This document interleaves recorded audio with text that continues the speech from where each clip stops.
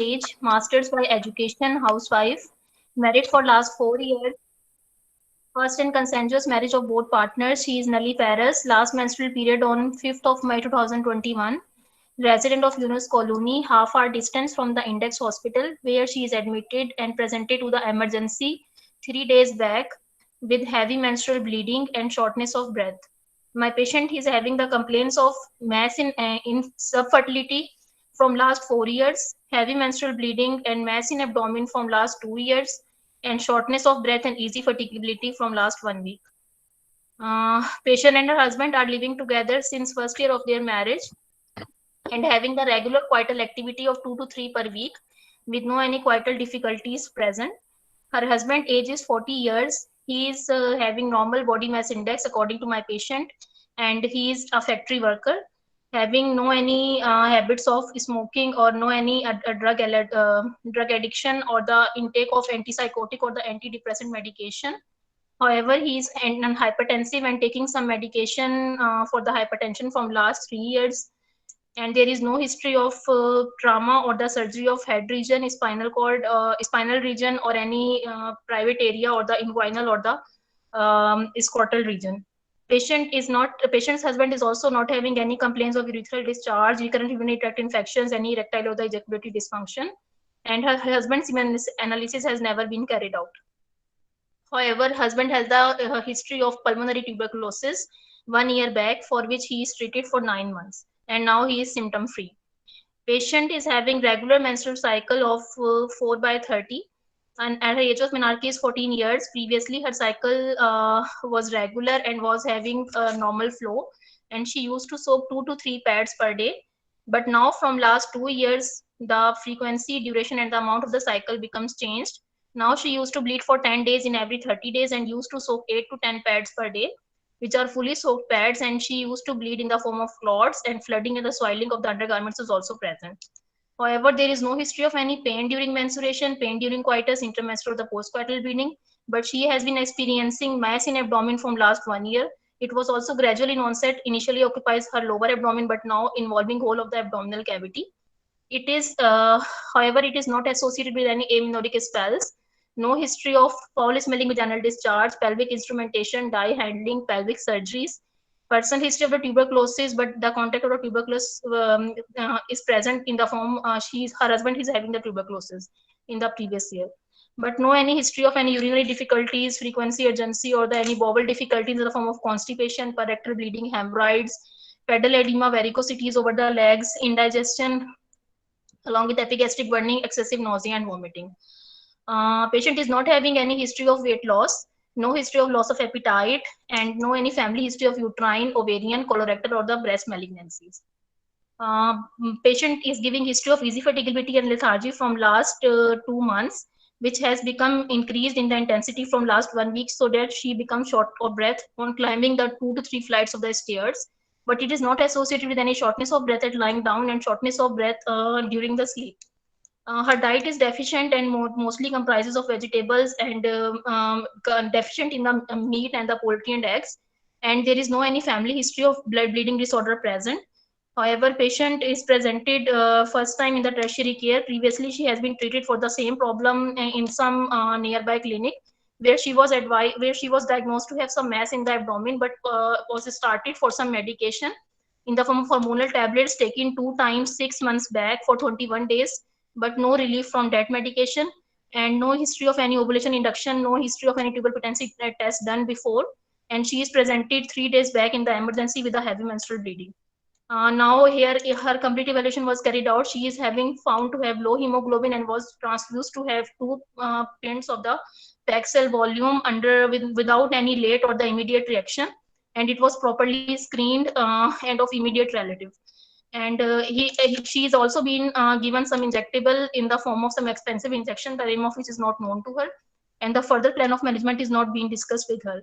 Her in the gynecological history, her pap smear has never been taken, and no any family history or the personal history of comorbidities in the form of diabetes, hypertension, asthma, or the tuberculosis. And she belongs to the lower socioeconomic status, and the husband is a factory worker, and basic necessities of life are met with difficulty. Young lady lying comfortably on bed, well oriented to time, place, and person, answering my questions carefully, with a body mass index of 24 kg per meter square. She is having vitals, pulse is 82 beats per minute, blood pressure is 110 by 80 millimeter of mercury. She is afebrile, respiratory rate is 16 breath per minute, looking pale, but no any colonychia, jaundice, clubbing, or cyanosis are present. Thyroid is not enlarged. All both the breasts were looking normal, and no nipple discharge at the time of examination. Apex beat lies in the fifth intercostal space with a normal first and second heart sound and no added murmurs. Normal vesicular breathing with no added sound, no vessel cracks were present. And there is a mass of about, on abdominal examination, abdomen looks distended, moving with the respiration is centrally placed umbilicus. No any prominent striae, scar mark, or the pulsation seen over the abdomen. It was soft and non-tender on palpation. There was a mass of about 28 week size occupying the epigastric, umbilical, hypogastric, right and left iliac region. It is firm in consistency with a smooth contour, regular margins, mobile, non-tender. Lower limit was not reachable. There is shifting. The mass is dull on percussion. However, the rest of the abdomen was resonant, and there is shifting dullness was also present, but no fluid thrill was present. No visceromegaly was present. Vulva looks normal. On the sterile spectrum examination, cervix looks normal with no discharge coming out through the cervix. Vaginal walls were healthy. Pap smear taken fixed and right. Bimanual examination reveals the same mass not felt separately from the uterus, and there is a fullness in both of the adnexa.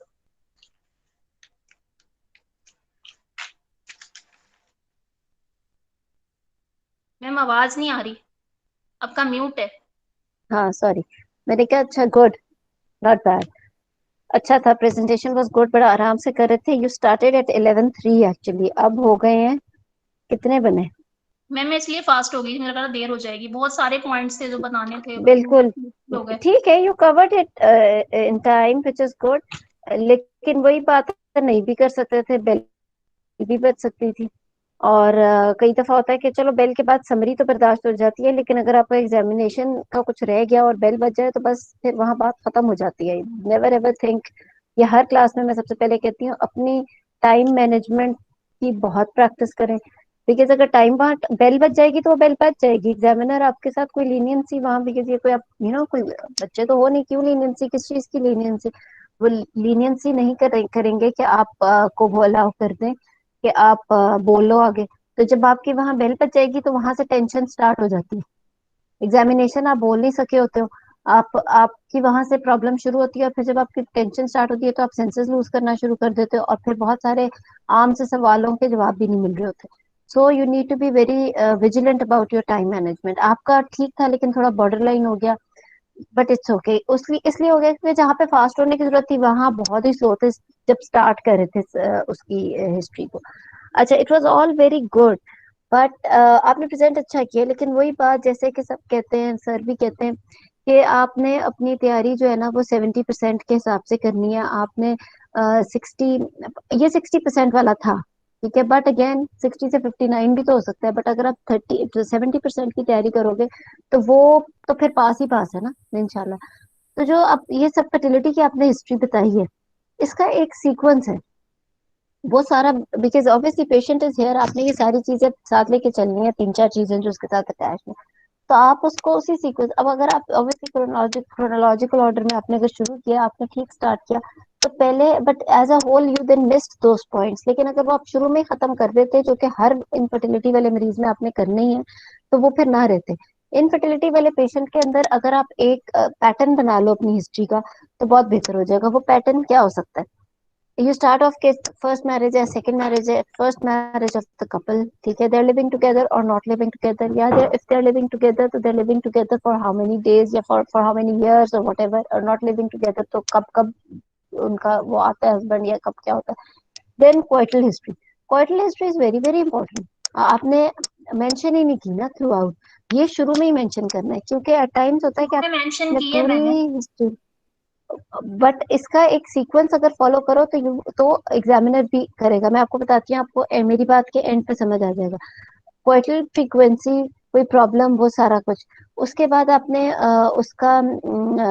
अच्छा उसके फौरन बाद जो है ना, instead you started off with the husband, ये भी एक पैटर्न होता है। लेकिन अगर आपने आपका पेशेंट में मेल इनफर्टिलिटी का एलिमेंट हिस्ट्री एग्जामिनेशन से नहीं मिला, तो आप उसको हस्बैंड से अगर शुरू, आपने पहले इंपॉर्टेंट बातें बतानी है जो कि एग्जामिनर गौर से सुने और जो कि उसके माइंड में चली जाए। बिकॉज सुनने वाला, देखो वो इतने स्टूडेंट्स का वाइवा ले रहे हैं, वो भी इंसान है, ये एक ह्यूमन नेचर है, हर चीज कैसे सुनी जा सकती है, हर चीज, बिकॉज या तो रिकॉर्ड करके बार बार सुनी जाए या साथ साथ लिखी जाए, nobody is going to write down your history. तो आपका पैटर्न हिस्ट्री का बड़ा मैटर करता है, और वहां पे जो चीज एग्जामिनर ने नहीं डाइजेस्ट की या एग्जामिनर के जहन में नहीं आई कि आपने बोली है, एग्जामिनर की तरफ से वो आपने नहीं बोली। ठीक है, आप चाहे बाद में कहते भी रहो कि जी मैंने उसका ये, तो अगर अगर अकॉर्डिंग टू यू आपने हिस्ट्री एग्जामिनेशन इन्वेस्टिगेशन में देख लिया कि आपके पेशेंट में मेल इनफर्टिलिटी का नहीं है, then yes you have to cover male history as well, लेकिन वो फिर नीचे चली जाएगी। आप फिर स्टार्ट करोगे, आप उसके जो पहला आपने पैराग्राफ बोल दिया उसकी, married for first marriage, living together not living together, quartile frequency सारी बोल दी, तो उससे अगला सवाल आप पेशेंट से पूछो कि अभी तक क्या क्या रिपोर्टें हो चुकी हैं सब फर्टिलिटी के लिए, और उसका भी एक सीक्वेंस है पूछने का। आप ये नहीं कह सकते हो कि ट्यूबों का सबसे पहले आप ट्यूबें नहीं पूछ सकते, आप will start off with the way that जिस तरीके से आप अपने क्लिनिक पे या ओपीडी में रिपोर्टें कराते हो, आपकी एक एक चीज वहां नोट हो रही है। मैंने कहा ना 70% वाली तैयारी करनी है, 60% वाला वहां 80% लोग बोल रहे हैं, वहां पे मेजोरिटी कैंडिडेट्स ठीक होते हैं। उसकी वजह ये है क्योंकि सब इतना कुछ करके वहां बैठे हैं, इतनी ट्रेनिंग और इतना एक्सपोजर और थ्योरी पास, इतने इतने ज्यादा नॉलेजेबल, बट आपने उनसे अलग होकर आपने 70% की तैयारी करनी है। अब viva is all about your practical approach, it's not about your your theory, और it's not about covering the points in a patient, it's about your practical approach. आपको ये पता हो कि आपने एग्जामिनर के जहन में क्या बात बिठानी है, और आपने किस तरीके, अब जिस सीक्वेंस में आप इन्वेस्टिगेशन पेशेंट से पूछ रहे होगे, एग्जामिनर को समझ आ जाएगा कि उसी पैटर्न में पेशेंट से, अब हम सबसे पहला स्टेप ट्यूबल टेस्ट नहीं कहेंगे, हम उससे कहेंगे जो सबसे कम इन्वेसिव है, जिसको करने में कोई प्रॉब्लम ही, वो आप उससे सबसे पहले पूछोगे मियाँ का टेस्ट हुआ है, फिर दूसरा सवाल पूछोगे अल्ट्रासाउंड हुआ है, कोई मसला तो नहीं बताया, वहीं तो मैं उसको बोल ही देगी। और फिर तीसरा सवाल कि क्या ट्यूबो का टेस्ट कभी हुआ था पिछले सालों में, जब से शादी हुई है, जब से चेकअप्स कराए हैं, वो चीज। उसके ये 3 सवाल, अब इन 3 सवालों में जो भी चीज, अगर कोई पेशेंट वहां बैठी है, फॉर एग्जाम्पल उसकी फीमेल की हिस्ट्री में इसमें तो था, मैं आपको एक और वैसे जनरली बता देती हूँ कि अगर फीमेल की हिस्ट्री में कोई मसला नहीं आ रहा, वो बैठी है, वो कहती है कि हाँ मियाँ का टेस्ट हुआ है, और मियाँ के टेस्ट में वो कहते हैं कि स्पर्म काउंट कम है, या मियाँ के टेस्ट में मसला बताते हैं, और मेरा तो अल्ट्रासाउंड ठीक था, हाँ ट्यूबो का टेस्ट नहीं हुआ, बट देन यू, फिर आप उसकी जो हिस्ट्री बताना शुरू करोगे, आप हस्बैंड की हिस्ट्री से शुरू करोगे, दुनिया जहान की, बिकॉज इफ बाकी चीजें पेशेंट ने कह दिया कि ठीक है, और अपेरेंटली आपको लगा नहीं कि रिपोर्ट्स में कोई ट्यूब्स का मसला होगा, तो बट शी सेइंग कि हस्बैंड की रिपोर्ट ठीक नहीं है, तो फिर जिस तरह आपने इतनी अच्छी हस्बैंड की हिस्ट्री बोली है, बिल्कुल उसी तरह आपने वो हस्बैंड की हिस्ट्री बोल देनी है। But if a patient is sitting there and she is saying कि हाँ हस्बैंड की रिपोर्ट मेरे उसकी नॉर्मल आती है, अल्ट्रासाउंड मेरा नॉर्मल आता है, लेकिन ट्यूबो का टेस्ट हुआ था उसमें उन्होंने कहा था कि ट्यूबो ब्लॉक्ड है, तो फिर आपकी जो हिस्ट्री की डिटेल स्टार्ट होगी सब फर्टिलिटी में, to start with the causes for the tubal blockage. अगर मरीज ने आपका क्या है कि ट्यूबर बंद है और आप मेल की हिस्ट्री से शुरू कर दोगे, तो जब आप ट्यूब्स की हिस्ट्री में आओगे, वो तब तक एग्जामिनर, बिकॉज आपने इतनी अच्छी मेल की हिस्ट्री बोल दी है कि वो एग्जामिनर वो इतने गौर से सुनता रहा कि ये तो वाकई बहुत अच्छे पॉइंट्स, फिर जो पॉइंट सुनने वाले थे वो कवर नहीं हुए, वो आगे मैनेजमेंट में वो सोचेंगे इसने तो ये चीज कवर ही नहीं की थी, ये नहीं कवर की थी, ये मैनेजमेंट किस पॉइंट से कर रही। तो आपने उस चीज से स्टार्ट करना है जो कि you think that this is the cause for her subfertility. If there is a patient with unexplained subfertility, then yes, but again patient is saying कि हस्बैंड की रिपोर्ट ठीक है, then start off with the female history, क्योंकि अगर unexplained है तो जाहिर बात है फिर आप देखोगे ट्यूब्स एक्सेट्रा एक्सेट्रा, अकॉर्डिंगली रिपोर्टें कंप्लीट कराओगे मेल हिस्ट्री एंड ऑल। तो आपने पहले वही main points, basic points, married for क्या है, living together, first marriage, and then coital history, and then ask immediately about the reports. अच्छा आपको इतने साल से शादी हुई है, बच्चे ने अपने चेकअप तो कराया होगा, मियाँ का टेस्ट हुआ उसमें कोई मसला तो नहीं कहा, आपका अल्ट्रासाउंड हुआ उसमें कोई मसला तो नहीं कहा, आपका ये ट्यूबों का टेस्ट हुआ उसमें तो नहीं कुछ कहा, उससे आपको आइडिया हो जाएगा कि पेशेंट को है क्या। And then you start your history from that point. And if you don't really find any cause, तो फिर unexplained को आप better to start with the female history, because अगर मरीज ने कहा कि हस्बैंड की रिपोर्ट ठीक है, तो फिर हस्बैंड में मजीद तो और कुछ नहीं कराएंगे ना, तो फिर आप फीमेल स्टार्ट करोगे। ये दो बातें। अच्छा अब इस वाले पेशेंट को अगर हम लेके चलें, तो आपने उससे पूछ लिया and you think you know it's a 28 week size maths, patient ने खुद बता दिया, जिस तरह आपने इतना actually you covered all the points in a very good way. आपने जिस तरह मैथ्स की हिस्ट्री बताई कि छोटा था एंड देन और फिर पूरे एब्डोमेन में एक्सपैंड करके एक्सेट्रा, और ये सारी चीजें बहुत अच्छी है, इसीलिए मैंने कहा है कि है ये अच्छी हिस्ट्री, बट इसको इसको तरीके से, मैम क्योंकि जब समझ हर आ बंदा ही गई। वहां पे इतना अच्छा बोल रहा है तो आपको थोड़ा सीक्वेंस में, सॉरी क्या कह रहे सब आप? यस मैम समझ आ गई आपकी बात, आप बिल्कुल सही हाँ कह रहे हैं, हस्बैंड की हिस्ट्री ठीक है से तो पहले फीमेल की बतानी चाहिए। यस, अच्छा फिर अच्छा इसमें मैथ्स की, तो you will start and she is here with HMB and she is a case of subfertility and a maths, now you know your diagnosis, you need to make your examiners know as well that you know the diagnosis. Instead ये नहीं कि examiners को ये पता चले कि आप अभी कंफ्यूज हो इसके डायग्नोसिस में। प्रेजेंटिंग कंप्लेंट तक एग्जामिनर को मेजोरिटी ऑफ द केसेस में आइडिया हो जाना चाहिए कि इस कैंडिडेट को पता है कि इस किस चीज का।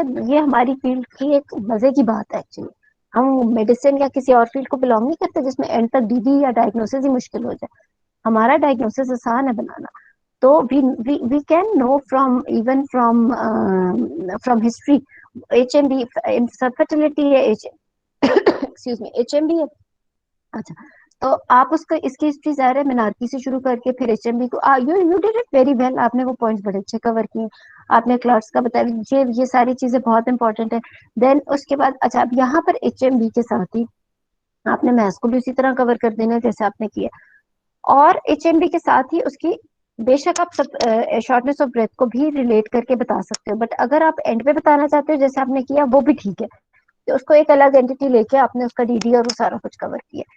And you know you again you can say obviously it seems like anaemia is causing her shortness of breath, तो वो आप कर सकते हो। तो इस तरीके से हो जाएगा, ठीक है। अच्छा उसके अलावा ये कि फिर उसके बाद आप मैथ्स का सारा बता दोगे और फीमेल की नेवर मिस। अच्छा जब मैथ्स आपने सारा बता दिया अब एग्जामिनर बेशक सो जाए, उसके बाद आपने एक सारे पॉइंट्स कवर करने हैं। आपने फीमेल की हेड टू टो सारी हिस्ट्री कवर करनी है, वो थोड़ा सा आपका आगे पीछे हो गया था, लाइक दाएं हैंडलिंग, वो सारा कुछ आपने हेड टू टो सारा कुछ कवर कर देना है, ठीक है। उसके बाद आपने मेल की हिस्ट्री बता देनी है इस पेशेंट के अंदर। फिर आपने शॉर्टनेस ऑफ ब्रेथ, अच्छा एक चीज थी जिसके ऊपर एकदम से मैं उठी, वो था आपने बताया बीच में कि हस्बैंड को ट्यूबरक्लोसिस था। उस चीज को थोड़ा सा आपको एम्फसाइज करना है इन सेंस कि शी इज लिविंग विद इसका इमीडिएट रिलेशनशिप वाले बंदे को ट्यूबरक्लोसिस है। यू नीड टू टेल उसको कौन सा ट्यूबरक्लोसिस था, पल्मोनरी था, इंटेस्टिनल था, क्या था। एंड देन अगेन ट्यूबरक्लोसिस का एक तो डायरेक्ट स्प्रेड तो है ही, और उसका इंटरकोर्स से भी स्प्रेड है। पेल्विक ट्यूबरक्लोसिस में कहते हैं कि सीमेन के थ्रू भी हो जाता है spread, however it's very very rare, but again you need to elaborate a bit, क्योंकि she is a case of subfertility, maths तो उसको बना हुआ है। आपने इसका एग्जामिनेशन इतना अच्छा बोला कि आई गॉट टू नो कि it's not ovarian, it's going more towards the uterine mass and all, वरना वहां जाके कंफ्यूजन हो जानी थी कि कहीं टीबी का केस तो नहीं है। वो आपने बहुत ही अच्छा एग्जामिनेशन में हमें रूल आउट कर दिया था, इसी तरह करना है ताकि एग्जाम में, वरना एग्जाम में तो टीबी से बाहर ही ना बहस चले, हालांकि मरीज तो किसी और चीज का, तो वहां पे कंफ्यूजन। तो आपका history examination has to be that good कि एग्जामिनर को उसी जगह पर रहे जिस चीज का केस है। तो ट्यूबरक्लोसिस को फिर आपने पेशेंट की हिस्ट्री को बहुत ज्यादा उसी टाइम पे हस्बैंड का बोल के, हस्बैंड की सारी डिटेल बोल के कि ये ट्यूबरक्लोसिस है, उसे इतने मंथ्स की ट्रीटमेंट मिली थी, it was a pulmonary tuberculosis और इंटेस्टिनल ट्यूबरक्लोसिस या क्या। और उसके बाद आप उसको के पेशेंट के को डायरेक्ट वहीं से रिलेट कर दो कि उस टाइम ड्यूरेशन में was she living with him in the same house, घर में और कौन कौन था, उन सबको टीबी हुआ था या नहीं हुआ था, तो वो completely treated case of tuberculosis है कि नहीं इसका हस्बैंड। और फिर उसके बाद आप, क्योंकि यू नेवर नो कि may be she is having fibroid with tuberculosis, fibroid उसका है लेकिन जब आप उसको करो तो उसका उसका ट्यूबरकुलर ग्रैनुलोमास भी आपको मिल जाए, आपकी उसकी ट्यूब्स पहले से ही अफेक्टेड हो बिकॉज ऑफ ट्यूबरकुलोसिस। तो और ये सारी चीजें पेशेंट को कई दफा बतानी भी पड़ती हैं before you take her to the operation theatre, before you start managing her. तो आपने उस टीबी वाली चीज को छोड़ना नहीं है। उसके बाद आपने ये कि पेशेंट के अंदर सिम्टम्स ऑफ ट्यूबरकुलोसिस उसके साथ ही रिलेट करके कि she never had any fever, any pelvic mass या any loss of appetite, loss of weight या वो सारा कुछ। But again you never know कि एसिम्प्टोमेटिक ट्यूबरकुलोसिस भी हो सकता है। बट ये सारी चीजें आपने वहीं पे ही एलैबोरेट करके, तो बाकी तो I think it was good, examination was good. कुछ चीजें वहां पे जाके आपको एहसास हो गया था कि टाइम जो है ना मेरा थोड़ा सा जा रहा है, लेकिन फिर भी यू वर क्विक, बट शायद आपने प्रैक्टिस बहुत की हुई है जनरल फिजिकल एग्जामिनेशन बोलने की, तो you really didn't miss much of the things. आपने उसी तरह जब पैलर बोला, पैलर के साथ ही आपने कोइलोनिकिया का जिक्र करना होता है, विच इज गुड। ये नहीं कि पैलर बोला, थायराइड बोला, फिर कोइलोनिकिया, तो you have to relate your examination as well finding के साथ। वो सारा ठीक था, पर थोड़ा फास्ट बहुत ज्यादा हो गए थे, हालांकि वो बहुत इंपॉर्टेंट जगह आ गई थी।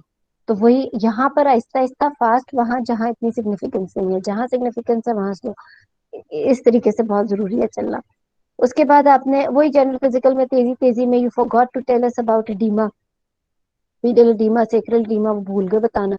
फिर आपने abdominal एग्जामिनेशन में you covered I think most of the things, but as you were very quick, तो आप कुछ ज्यादा ही तेजी से बोल रहे थे, तो वो कुछ चीजें आप कवर तो कर रहे थे, बट वो बिकॉज अभी किसी को बताते हुए उस तरीके से एकदम से यू डिड एग्जामिनेशन, ये क्या कहते हैं, इंस्पेक्शन की आपने एब्डोमेन की, और उसके फौरन बाद ही सॉफ्ट नॉन टेंडर बोल दिया, और फिर आपने फर्म मैस बोल दिया, ठीक है चलो। वो फिर एकदम से शिफ्टिंग डलनेस बोल दी, तो it's better if you say on percussion there was shifting dullness, in flanks there was dull note and shifting dullness was positive, थोड़ा सा एलैबोरेट करके बोला जाए तो वो बेहतर है। उसके बाद ठीक है, फ्लूइड थ्रिल का आपका pelvic examination was also good, लेकिन पेल्विक एग्जामिनेशन में आपने कंप्लीट उसी तरह बोलना है, either you need to repeat the same, you नहीं बोलना कि same as was found on pelvic examination. It's better, because examiner हो सकता है कि वो मिस कर गया हो आपकी बहुत, जो कि आपने बहुत अच्छा मैथ्स को डिस्क्राइब किया था, उसकी साइड साइज, उसका सरफेस, बॉर्डर्स, उसका शेप, फॉर्म, कंसिस्टेंसी, एवरीथिंग आपने बहुत अच्छा, एंड साइट भी बहुत इलेबोरेट करके, मतलब मैंने मरीज नहीं देखा हुआ, लेकिन मेरी नजरों के सामने आ गया था कि वो है क्या। तो आपने पेल्विक एग्जामिनेशन में भी बिल्कुल उसी तरह सारा कुछ बोलना है कि यूट्रस का साइज बेशक बोल दो इतना बड़ा हुआ है या वो सारा, तो दोबारा से वही फाइंडिंग बोलनी। तो आई थिंक कुछ ज्यादा मसला नहीं था, it was just about the sequence, क्या आपने अपनी हिस्ट्री का सीक्वेंस क्या रखना है, सिर्फ एक वो बात थी, otherwise I think it was a good history and examination was also very good actually. तो आपने इस तरीके से करना है। ठीक है, किसी ने कोई बात ऐड करनी है समरी, तो बता दें। जी सब। मैम समरी इसकी ना इनफर्टिलिटी की हाँ समरी समरी में बोलो। काफी कंफ्यूजन्स होती हैं। मैम इनमें क्यों? मेल की एज, अगर मेल का फैक्टर नहीं है तो मेल की एज बतानी हम्म। जरूरी है समरी में, जैसे इनमें मेल का नहीं फैक्टर। नहीं, ऐसे फजूल चीजें नहीं बोलनी। समरी में सिर्फ टू द पॉइंट, जो कि आपको पता है कि ये इस पेशेंट के लिए ठीक के लिए सिग्निफिकेंट बात है, बोलो। 30 years, nulliparous, having the complaint of primary subfertility from last 4 years, mass in abdomen and heavy menstrual bleeding from last 2 years, symptomatic anemia with shortness of breath from last 1 week, presented with 28 week size abdominal mass occupying epigastric umbilical right and left iliac region, firm in consistency, lower limit was not reachable, patient was non-tender. Bimanual examination reveals 28 week size max with the firm very good, inconsistency and शुक्र same ठीक, max, and there is a fullness in both of the legs. Very good, ma'am और tubal बहुत फिटेंसी अच्छी का history है। बताना है, no any ovulation induction previously taken with no any history हाँ ऑफ बोल दो एलसी। तो बहुत अच्छा। गायनी के अंदर एक ये भी बात है कि whenever you are talking about summary or whenever you are talking about history, if you have missed this thing that जो treatment she has taken up till now, if you not mentioned this in your history of presenting illness or and in your summary, then there is no point that you are going to manage this patient. आपके लिए gynae के मरीज के अंदर ये चीज बोलना और पूछना बहुत जरूरी है कि इस मसले के लिए अब तक वो क्या कर चुकी है, क्योंकि गायनी का एक असूल है कि पेशेंट को उस ट्रीटमेंट से अब आगे लेके जाना, ठीक है ना, उसमें वापस नहीं उसको ले। एक पेशेंट अगर अनएक्सप्लेन इनफर्टिलिटी किया, वो 6 महीने से ओवुलेशन इंडक्शन लेके आई है और विद गुड ओवम फॉर्म, और अब वो आपके पास आई है, तो you can just can not start her with with the same ovulation induction again. आपको उसको उससे अब आगे लेके जाना है। एक पेशेंट एचएमडी के साथ है with hormonal imbalance and she has taken medical treatment which has failed badly, और आप फिर उसको क्या उसको इसी पे लगा दोगे? आपने उससे अब अगला स्टेप करना है। तो अगर आपने अपनी हिस्ट्री में या एचओपीआई में वो चीज नहीं पूछी कि वो अब तक क्या ट्रीटमेंट ले चुकी है, तो you just can not manage है। How are you going to justify your management? वो पता ही चलेगा कि चलो एचओपीआई में तो बता दिया ओवुलेशन इंडक्शन बहुत नहीं है, बट आपने उस चीज को रजिस्टर नहीं किया, समरी में इंपॉर्टेंस नहीं दी, और एग्जामिनर आपसे कह रहे हैं manage your patient and you say that I will start with ovulation induction. What's the point? क्या अब आप दोबारा उसको, फिर वो आपके पास आई क्यों है? आपने अब उससे अगला स्टेप करना है. If you think that she has taken it for insufficient time, then you can definitely start her with ovulation induction. But if she has taken it for so many times, कई patient साल साल लेके आए होते हैं ovulation induction, और फिर आपके पास नहीं, क्योंकि अनएक्सप्लेन का तो स्टार्ट हम ovulation induction से करेंगे, या फिर हम, तो you have to start her with from the point जहाँ पे उसकी ट्रीटमेंट जहाँ तक हो चुकी है. ठीक है, तो ये चीज है, बिल्कुल ठीक है सब, बिल्कुल आप मेंशन करोगे. एक छोटी सी चीज जो हिस्ट्री में और मैं बताना चाह रही थी, शॉर्टनेस ऑफ ब्रेथ की हिस्ट्री. अनीमिया आपने बहुत अच्छा कवर किया. शॉर्टनेस ऑफ ब्रेथ जब आपने प्रेजेंटिंग कंप्लेन में बोलना पड़ गया बिकॉज पेशेंट को थी, तो थोड़ा सा फंस सकते हो. तो you have to rule it out कि ये कार्डियक है, शॉर्टनेस ऑफ ब्रेथ है, या ट्यूबरकुलोसिस है. तीन चीजों की वजह से शॉर्टनेस ऑफ ब्रेथ का कंप्लेंट हो सकती है पेशेंट को. या तो उसको चेस्ट लंग्स का मसला है, या उसको हार्ट का मसला है, या फिर उसको नीमी है. और चौथी कोई चीज ही नहीं जिसके लिए हमें सोचने की जरूरत है. आपने ये तीनों चीजें अपनी हिस्ट्री ऑफ प्रेजेंटिंग इलनेस में ही खत्म कर देनी है, वरना आप बुरी तरह फंस सकते हैं.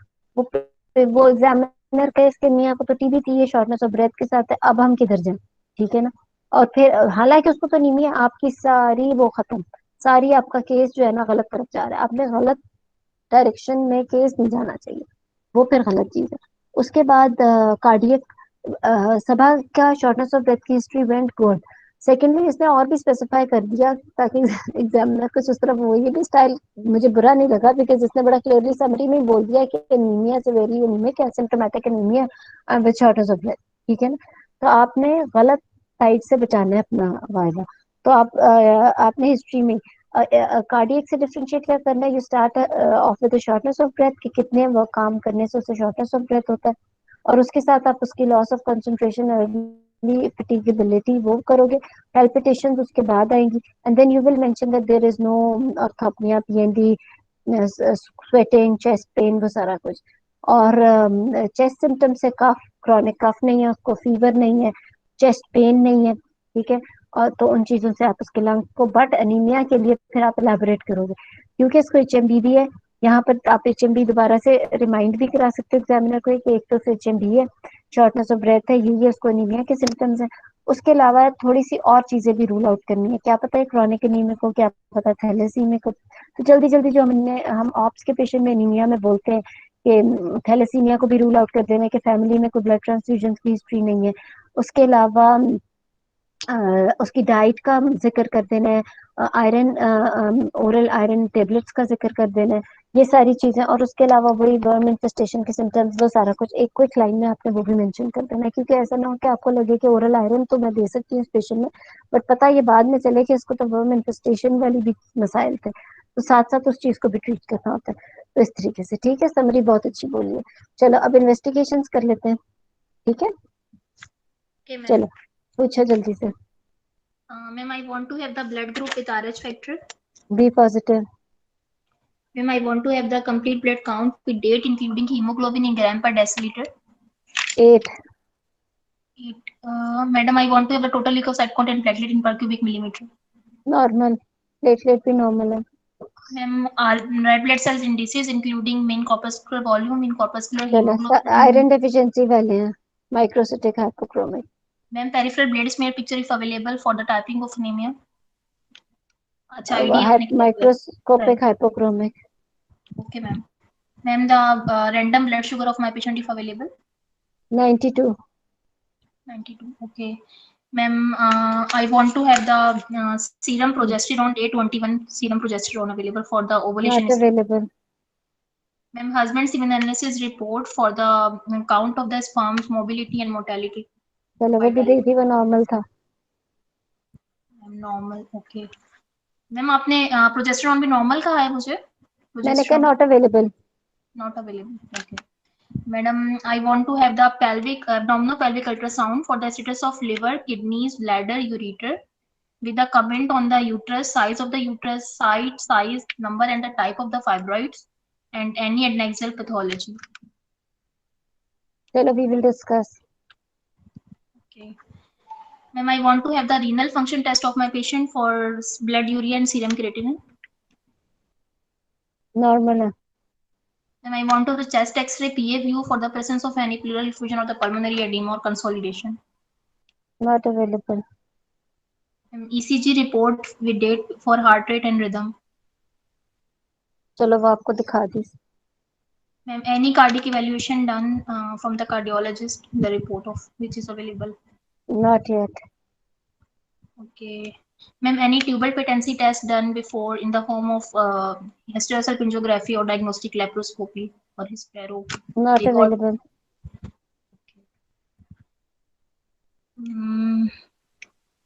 मैम बस यही चाहिए। कोई और कुछ मांगेगा? मैम वैसे बाकी चीजें वायरल यूरिन कंप्लीट, सॉरी मुझे भूल गया मैम, यूरिन हाँ तो कंप्लीट क्यों, माइक्रोस्कोपी एंड बायोकेमिस्ट्री। क्यों भूल गया? मैम वो अच्छा मैं बेस चलो, लाइन से हट गई थी, आपने कहा है ना पहले नॉर्मल इन्वेस्ट जॉब की मैं अभी स्पेसिफिक वो पूछ, पूछूंगी, 8 to इसलिए मैं। 10 पर्सनल्स है। Okay ma'am, urine culture and sensitivity report. Not available. Okay ma'am. Ma'am the viral markers status including hepatitis B, surface antigen, anti HCV and कोविड-19 पीसीआर। नेगेटिव है। मैम बस यही चाहिए मुझे। ठीक है, कोई और ऐड करेगा? मैडम FSH और LH ठीक सीरम है, और प्रोजेस्टेरॉन बिल्कुल ठीक है, और थायराइड फंक्शन टेस्ट बिल्कुल ठीक है, और प्रोलेक्टिन मांगेंगे हम। ठीक है, और मैम ट्यूबरक्लोसिस का सारा वर्कअप मांगेंगे, इससे कभी इमीडिएट असेसमेंट नहीं हुई पेशेंट। चलो इस पे बात भी कर लेते हैं। और madam semen analysis, husband semen analysis वो तो मांगा इन्होंने, सीमेन एनालिसिस मांगा था, मैंने नॉर्मल कहा था। और rubella IgG antibodies and any laparoscopy and diet is done. Rubella? अच्छा, और क्यों रुबेला, क्यों इतना महंगा होता है रुबेला का टेस्ट? डॉक्टर नहीं करेंगे, मतलब स्क्रीनिंग पर्पस के लिए। क्या फायदा होगा इसकी? प्रेजेंटिंग कंप्लेंट और मैनेजिंग द पेशेंट में आपको क्या हासिल होगा? अगर patient madam non markers mass के लिए है? Tumour markers. नहीं, देखो मैं बताती हूँ रुबेला। अब देखो rubella is an expensive test. दूसरी चीज ये कि वो इसमें आपको कुछ आप करने नहीं वाले उससे रिलेटेड, तो गलत रास्ते पे नहीं। किसी ने AMH बोल दिया, AMH क्यों कराएंगे? वो भी नहीं। वो देखो AMH इसमें इस तरह नहीं, एक सिर्फ चीज ओनली 30 years ऑफ एज। दूसरा ये कि कोई ना तो इसको एमेनोरिया का कोई मसला, प्रीमेच्योर ओवेरियन फेलियर आप सस्पेक्ट नहीं कर रहे। उसके अलावा आप ना इसकी प्रीवियस कोई ओवेरियन सर्जरीज हुई है कि आप ओवेरियन रिजर्व कम सस्पेक्ट कर रहे हो। तो हम देखो, आप हिस्ट्री एग्जामिनेशन पेशेंट का करते ही इसलिए हो ताकि आप इन्वेस्टिगेशन अपनी डिफाइन कर सको ना। तो आप तो ये तो ठीक नहीं है। अच्छा दूसरा देखो, सबा ने इन्वेस्टिगेशन समहाउ ठीक मांगी, इन्वेस्टिगेशन में मार खा गई। इसलिए मैं बता रही हूँ कि योर हिस्ट्री आपकी हर चीज 70% होनी चाहिए। अब ये हिस्ट्री इन्वेस्टिगेशन बिल्कुल ठीक नहीं थी। इन्वेस्टिगेशन में in every patient all baseline investigations are very very important. वो तो आपने हर पेशेंट में पहले मांग ही लेनी है ताकि मिस ना हो जाए, एक भी कोई बेसलाइन मिस ना हो जाए। क्योंकि कुछ पता नहीं बेसलाइन में ही कोई बड़ा मसला दे दे एग्जामिनर, तो आप कल को क्या पता वही ट्रीट ना कर सको, और by the end of your viva वो कहे कि जी ये तो HCV पॉजिटिव थी और इसके तो LFT भी ठीक नहीं था, आप पता नहीं सब क्या करते फिर रहे हो, उसको HMV का क्या पता उस वजह। आपने जब तक बेसलाइन ही कवर करोगे तो आप आगे कैसे बढ़ सकते हो? सो बेसलाइन तो आपने हर एक में रट्टा मांग लो, किस तरह मांगनी है, क्या करना है, वो नहीं मिस होनी चाहिए। उसके बाद first thing was to cover her subfertility investigation. आपकी सब फर्टिलिटी इन्वेस्टिगेशन की तैयारी नहीं है, आपने किस सीक्वेंस में मांगना है। आप जिस सीक्वेंस में मांगोगे वो इम्पोर्टेंट है, आप उसी सीक्वेंस में कल को OPD में बैठ के पेशेंट को लिख के दोगे। तो क्या आप हस्बैंड सीमेन एनालिसिस और सीरम प्रोजेस्ट, सबसे पहले आपने सीरम प्रोजेस्टेरॉन बोला, वो आप सबसे पहले पेशेंट को लिख के दोगे और उसको हस्बैंड सीमेन एनालिसिस लिख के दोगे। उसके बाद आप उसको RFTs, एक्सरे, ECG, कार्डियक ये सारा लिख के दोगे, और फिर आप उसका ट्यूबल पेटेंसी, ये सीक्वेंस नहीं थी। मैंने आपको कहा है कि your investigation will start with the investigation जो सबसे आसान है करानी है उसमें। So you will start with the semen analysis report. आपने हस्बैंड सीमेन एनालिसिस मांगना है, वहीं पे आपने उसके बाद उसका बेशक अगर सीरम प्रोजेस्टेरॉन मांगना है तो उसको भी आपने डे 21 सीरम प्रोजेस्टेरॉन इन 28 डेज साइकिल। जितने भी हार्मोनल टेस्ट हैं वो ऐसे ही नहीं करा लिए जाते, वी ऑल नो दैट। आप कराते भी एग्जाम में जाके, जब तक आपने अपना रिफ्लेक्स नहीं बनाया होगा या जब तक आप प्रैक्टिस नहीं करोगे उसको मांगने का सही तरीका, तब तक आप सही मांगोगे नहीं। आपने update 21 serum progesterone matters in 28 days cycle. Patient का साइकिल अगर 32 डेज का है तो उसके अंदर 7 डेज पहले वाला मांगोगे। अगर पेशेंट का साइकिल इनफ्रीक्वेंट साइकिल्स है, इरेगुलर है, तो there is no significance of day 21 progesterone. फिर आप सीरियल सीरम प्रोजेस्टेरोन कराओगे ऑल्टरनेट डेज आफ्टर 21 डे, ताकि आप उसको डे उसका 7 डे बिफोर वाला देख सको, ताकि आपको उसकी ओवुलेशन का आइडिया हो।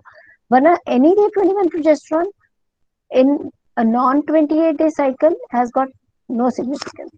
उसके बाद किसी ने बोला बीच में एफएसएच एलएच, आप अपने बोलने का प्रैक्टिस ही ठीक करो। सेकेंड डे ऑफ साइकिल साथ ही बोलो, आप सिर्फ मैम एफएसएच एलएच सॉरी नहीं आपको बोलोगे, इंटरप्ट ठीक करी है? मैम, इसकी बहुत कंफ्यूजन है। एफएसएच इन अ मांगो रेगुलरली पेशेंट मैम, इसमें हम जस्टिफाई क्या करें? मांगो एग्जामिनर पूछेगा प्लीज। क्यों करवाए हैं, तो फिर उसका जवाब मुझे नहीं आता। उसका जवाब ये है कि देखो, एक चीज तो ये कि एग्जाम के अंदर आपने जब इन्वेस्टिगेशंस मांग ली हैं तो you just can not go back and ask the investigations again. जो मेन इन्वेस्टिगेशंस हैं, अगर patient is there with subfertility, तो जो मेन उसकी इन्वेस्टिगेशंस हैं, जैसे कि FSH LH, prolactin, thyroid function test, and if you think that serum day 21 serum progesterone, yes it's a good investigation for 28 day cycle. ये सारी की एक लिस्ट रखो जो कि आपने मांगनी है। आपने उसका कहना है कि LH, even if she had normal cycle before, या उसका रेगुलर साइकिल अभी भी है, तो भी इट्स बेटर टू नो उसका एक एलएच और एफएसएच और प्रोलैक्टिन और डे 21 प्रोजेस्टेरोन इन 28 डे साइकिल में आपको ओव्यूलेशन का आइडिया हो जाता है। Because patient who is menstruating regularly, there it's never 100% that she will ovulate in every cycle। तो उसका आपको एक अंदाजा और एक बेसलाइन हो जाने में हर्ज नहीं है कोई, ठीक है?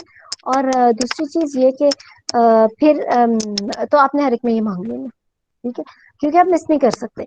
और फिर उसके बाद आपने किसी ने बीच में बोला टीबी की कंप्लीट वर्कअप, टीबी का अपना वाइवा खुद खराब करने वाली बात है, इस चीज की तरफ जाओ ही ना। You know cause of subfertility in your patient, you know cause of HMB in your patient। अगर तो आपको कोई कॉज नहीं मिल रही, अनएक्सप्लेन्ड है, हस्बैंड ट्यूबरकुलोसिस है, फिर अपना वाइवा आप टीबी की तरफ लेके जा सकते हो। इफ यू नो कि आपका केस किस चीज का है, उस मरीज को उसी पे ट्रीट करो। इधर उधर यू डोंट नीड टू। अगर उसको कोई सिम्टम नहीं है टीबी का तो उसको इतना ज्यादा ना करो।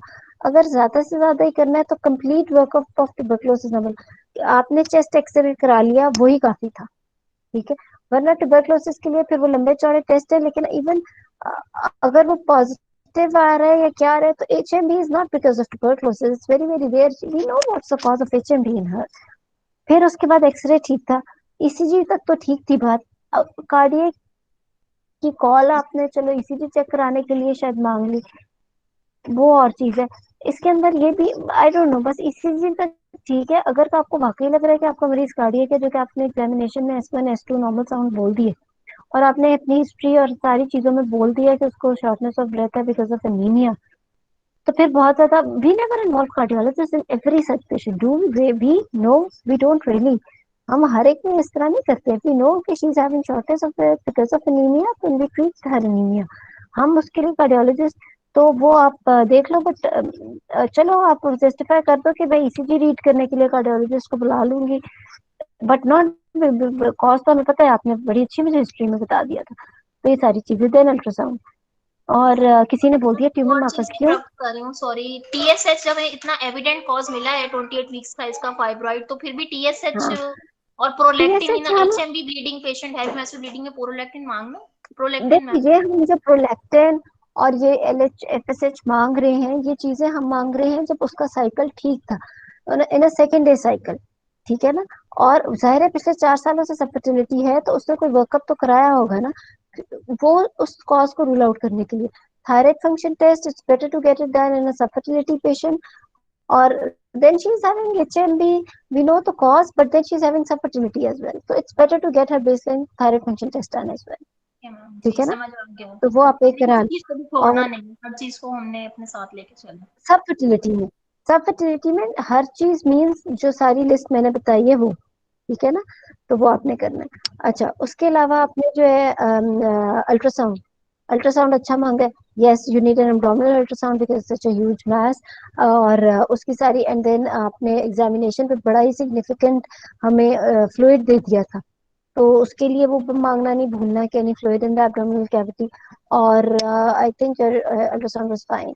बट किसी ने ट्यूमर मार्कर्स बोल दिए, क्यों बोल दिए? ट्यूमर मार्कर्स क्यों बोले? जस्टिफिकेशन दे दो ना, अभी अभी बता सकते हो। देखो अगर कहीं पे आपको शक हो जी। मैडम मैं फाइब्रॉइड की शायद कंप्लीट हिस्ट्री नहीं सुनी थी, तो मैं समझी कि ये एब्डोमिनल मास ऑलराइट, है, ओरियन मास की साइड पे। हाँ। अच्छा, अगर आपको कोई ऐसा लगता है, यू राइट, ये अच्छी बात है, इधर की कंफ्यूजन बता देती हूँ। इसमें तो इतनी सिग्निफिकेंट हिस्ट्री थी और इसके अंदर इतना वो था, क्या उसे कहते हैं, examination was so prominent that we know the diagnosis almost. लेकिन होता है ना कोई पेशेंट, उसमें you are not very much sure कि वो एडिनेक्सल मास है, एग्जामिनेशन पे कई दफा शक हो जाता है एक्सेट्रा। तो उसके अंदर भी आप, या if you are sure that she is having adnexal mass, यानी कि हिस्ट्री के अंदर है कि उसका उसको ब्लीडिंग नहीं है बल्कि she is there with mass, और आपको एग्जामिनेशन पे लगता है कि it's not uterine, it's more of adnexal, तो फिर आप बेशक अल्ट्रासाउंड रिपोर्ट की फाइंडिंग के बगैर मांग सकते हो वो ट्यूमर मार्कर, सॉरी। लेकिन अगर कहीं पे आपको शक है आइदर इट्स यूट्राइन और इट्स एडिनेक्सल, उसमें फिर डायरेक्ट ट्यूमर मार्कर्स ना मांगो, उसमें ये कहो कि my further investigations will depend on my ultrasound report, let the ultrasound report come and then you will decide, ठीक है, कि आपने उसके अंदर ट्यूमर मार्कर्स कराने हैं या नहीं कराने। अगर आप इनडिसाइसिव हो ओरिजिन ऑफ मास से, तो फिर आपने कहना है कि my further investigations will depend on my ultrasound report, ठीक है। डॉक्टर रूबा, मुझे इसकी टीबी की जैसे इन्वेस्टिगेशंस का बता देना जस्टिफिकेशन, क्योंकि आपने कहा था पहले कि ये इतना सिग्निफिकेंट है कि इसके इमीडिएट कांटेक्ट में इसके हस्बैंड को हुआ था, तो और ये एज अ ठीक है, वजाइनल रूट भी ये ट्रांसमिट आई हो सकता अंडरस्टैंड, है, आई तो अंडरस्टैंड। फिर वो इसकी चीज आपने हिस्ट्री काउंसलिंग। में रूल आउट कर देना, देखो ना, आपने हिस्ट्री के अंदर देखो, बात ये है कि नो डाउट, ठीक है, हो सकता है कि इसको ट्यूबरकुलोसिस का एसिम्टोमेटिक है, हो इसको ट्यूबरकुलोसिस, और अगर स्पेशली अगर हस्बैंड को है तो वो तो बिल्कुल इमीडिएट हो गया और वो सारा। तो द थिंग इज के अगर आप वायवे में अपना खुद ही टीबी की तरफ ले जाओगे, हिस्ट्री के अंदर जब आपने क्लियर कर दिया कि ठीक है she was, her husband had tuberculosis, या तो बता भी दो कौन सा वाला ट्यूबरकुलोसिस था और किस तरह उसको ट्रीटमेंट मिली, एक्सेट्रा एक्सेट्रा। उसके बाद आपने इसकी हिस्ट्री बता दी कि she never had fever, loss of apatite, और वो सारा कुछ, कुछ भी नहीं उसको हुआ ऐसा। और मे बी ये भी आप मेंशन कर सकते हो कि she got her workup done as well, या got herself check regarding tuberculosis by physician, वो भी ठीक है। अगर नहीं हुआ तो चलो, उसके बाद ठीक है, इन्वेस्टिगेशन में या तो एक आधा टेस्ट मांग लो अगर है, बट द थिंग इज इस वक्त क्या सिग्निफिकेंस है कि इवन उसका, अव्वल तो अल्लाह ना करे कि एग्जामिनर ट्यूबरकुलोसिस का टेस्ट पॉजिटिव दे दे या पेशेंट का पॉजिटिव आ जाए, because she is anaemic because of her mass and you have to treat her mass. आपने पेशेंट को ट्रीट करना है। अगर आप अपना वाइवा खुद ही उस तरफ लेके जाना शुरू हो जाओगे ना, तो फिर फिर बहुत कंफ्यूजिंग हो जाएगा कि फिर अब क्या करें, टीबी है, because TB is not causing bleeding, it's a mass that is causing bleeding. तो वो मसला हो जाएगा, ठीक है। आप और and then you have asked for chest X-ray, उसका चेस्ट एक्सरे क्लियर है, तो ठीक है फिर। तो अगर कल को एग्जामिनर कुछ कह भी दे कि आपने टीबी के ऊपर वो नहीं किया इन्वेस्टिगेशन और ये वो, तो आप कह दो कि chest X-ray is clear and, तो आपकी मैनेजमेंट पे इस वक्त और फर्क नहीं पड़ा। फिर ट्यूबरकुलोसिस का या तो फिर आईजीआरए वाला टेस्ट करा लो, चलो एक टेस्ट करा लो, बट इट्स नॉट लाइक कि फिर आप उसका स्पूटम भी कराओ, उसका मॉन्टोस टेस्ट भी कराओ, फिर आप उसका वो आईजीआरए टेस्ट भी कराओ, वो सारा कुछ अगर आप करना। But if you have got your chest X-ray done, जो कि मेरा ख्याल है कि ये टीबी के लिए कराया गया, आई डोंट नो, शायद उन्होंने जिस तरह उन्होंने चेस्ट एक्सरे की डिस्क्रिप्शन बोली ट्यूबरकुलोसिस के लिए और दोनों चीजों के लिए करवाया था, बेसल वो मतलब पल्मोनरी एडिमा के लिए भी साथ में करवाया था, एनीमिया की वजह से। ठीक है, ठीक है, वो तो बिल्कुल ठीक है। और जिस तरह आपने पैच बोला एंड ऑल दैट, तो वो तो चलो ठीक है, वो थोड़ा सा ट्यूबरकुलोसिस का हो गया है कि आपने तो आई थिंक कवर हो गया अपना वाइवा खुद ही। नो डाउट आप कर एक टेस्ट करा लो, लेकिन उसको इतना ज्यादा ना करो, because then you can say that from history I know कि वो नहीं है, इसलिए मैंने बस एक टेस्ट कराया आईजीआरए है। पॉजिटिव होने का तो मतलब करंट ट्यूबरकुलोसिस होता है हम्म, मैम, बिल्कुल। सीरम आईजीआरए करके कहेंगे। हम्म, उसमें फिर you have to give her ATT. Okay ma'am, सही है। अस्सलाम वालेकुम डॉक्टर रूबा, इसके अंदर हम वालेकुम अगर सलाम। प्राइमरी जो है ट्यूबरक्लोसिस, वो जरूरी तो नहीं है कि पल्मोनरी ट्यूबरक्लोसिस ही हो सकता है उसको पेल्विक हो, तो हम जो है ऐसा कोई स्पेसिफिक टेस्ट जो मतलब चेस्ट एक्सरे पर अगर नहीं भी है उसके, तो दूसरे उसमें भी तो हो सकते हैं ना, मतलब पेल्विक भी तो हो बिल्कुल सकती है। बिल्कुल बिल्कुल। हाँ, वेलवेट भी हो सकती है, लेकिन क्यों उसके पीछे पड़ जाए। बात यह है कि अगर उसको देखो, बात आप एक टेस्ट करा लो, बट अपना वाइवा खुद उस तरफ नहीं लेके जाना। पेशेंट की आप प्रेजेंटिंग कंप्लेंट तो देखो ना, she is having HMB and सब फर्टिलिटी विद मैस। तो आप खुद ही से अगर उसके पीछे लग जाओ, आपने ये अपना वाइवा इजी से इजी रखना है।